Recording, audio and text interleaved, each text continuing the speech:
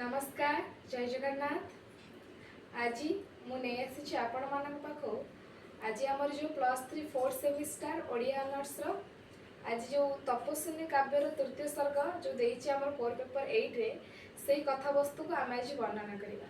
जो तपस्विनी काव्यर तृतीय सर्ग रे कवि गंगाधर मेहर कौन वर्णना कर विषय वस्तु कौन रही। तो प्रथम आम कविंकर परिचय प्रदान करवा तापर तपस्विनी काव्यर कथा वस्तु आम वर्णना करवा। जे प्रथम कविकर परिचय जो वर्णना करवा जे स्वभाव कवि कहले कवि गंगाधर मेहर को ही बुझाए। कवि गंगाधर मेहर 1862 मसीहा अगस्ट 9 तारिख रे संबलपुर जिलार बरपाली रे जन्म ग्रहण करथिले। तांकर पितांक नाम होउछि चैतन्य मेहर एवं मातांक नाम होउछि श्रीमती देवी। कवि थिले एक धारारे कवि।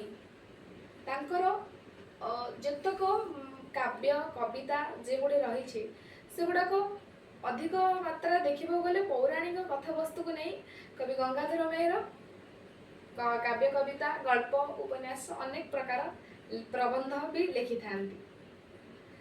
कवि ओडिया साहित्यर थिले अन्यतम स्रष्टा जहाँकि तांको लेखा तांको रचनावली ही परिप्रकाश हुई फुटी उठे। तो एबे आमे तपस्विनी काव्यर विषय वस्तु को आमे जानिबा। जे तपस्विनी कहले कौन? तपस्विनी कहले माता सीतांकर अन्य नाम होछि तपस्विनी, उमा, उषा एमिति अनेक प्रकार नाम अछि माता सीतांकर। तो जितेबाला तृतीय सर्गरे कवि गंगाधर मेहर राम एवं सीतांकर जो विच्छेद दुख भरा कहानी को तृतीय सर्गरे वर्णना करिसेंती। तो वर्णना करिसेंती कौन? प्रथम आमे देखिबा जे प्रथम रे दुख रे असहाय रे रामचंद्र मर्यादा पुरुष रामचंद्र बसी दुख भरा रे आकाश को अनौचंती एवं तारा मानकु को विषय कहउचंती जे आकाश रे एते अंधकार थाई मध्य जेमिति से चकचक छाडुचंती ताले मु एते दुख रे भांगी पड़ी जे केमिति जेमिति से कहउचंती जे निजर लोक पाखरे नथिले सतरे एते असहाय एते दुर्बल लागे दुखित लागे से कहउचंती। जेतेबे तारा माने ए कथा सुनी देला परे रामचंद्रଙ୍କ मुखरु सेतेबे तारा माने आसीचंती रामचंद्रଙ୍କ पाखकु कि तांख दुख कहानी को नहीं से माने ताको असहाय पणरे कथा वस्तु को नहीं से माने तांको थट्टा मजा करिवे बा दुख रे संधान देवे।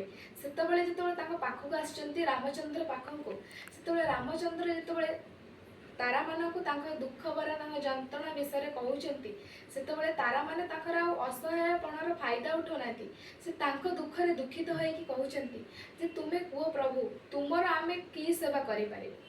सेतेबेले रामचंद्र कहिचंती कि सीतांक पाखु मोर बार्ता टिके नै कि जीव जे मोर जो दुख भरा कहानी को तांको आगे नहीं परिप्रकाश करिवो।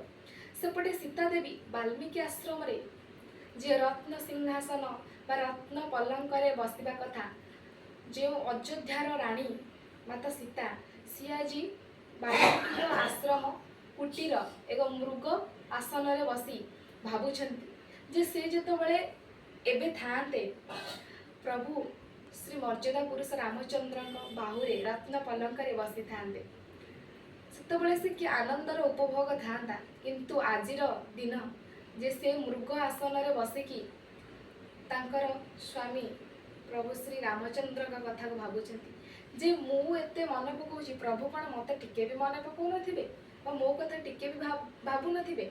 से कथा को जितेबाला सीता भाबिकी कांदिचंती सेतेबाला रामचंद्र मध्य सीतांको कथा को भाबी कांदिकी दुख भरा कहानी को नेकी तारा मानक वार्ता दउचंती एवं तारा मानक कहउचंती जे तांको गर्भरे जेउ शिशुटे बढ़ी तांको भी एक कथा जणाई देबो जे सी तांको प्रति केते दुखित जंत्रणा रे जर्जरित होउचंती कि रामचंद्र जेतेबेले से तारा माने वार्ता नेकी जाइचंती वाल्मीकि आश्रम को सेतेबेले सीता देवी तांको मुहरे माने तांको मुहटी जेमिति माने जेमिति काकर रे जेमिति घास जेमिति काकर रे ओदा हे जाय सेमिति तांको मुह लुह भिजारे सेमिति माने ओदा हे जायछि से माने रामचंद्रकर जो दुख भरा माने दुख भरा कहानी को जो सीता आगे परिप्रकाश करिसेंती सेतबेले सीता देवी मध्य दुखरे भांगी पड़िचंती जे सतरे कौन मो प्रभु एमिति वार्ता दे पठेइचंती जे देख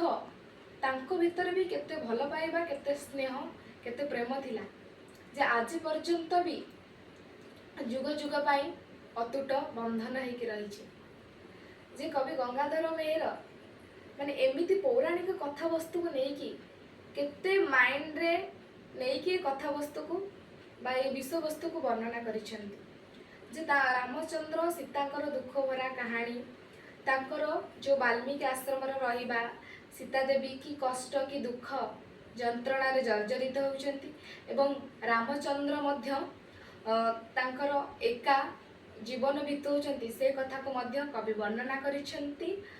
आउ गोटे चैप्टर रे मु आर अधा जो बुझेइची मु आउ गोटे नै आसीबी आपण माने रहिली। जय जगन्नाथ, नमस्कार।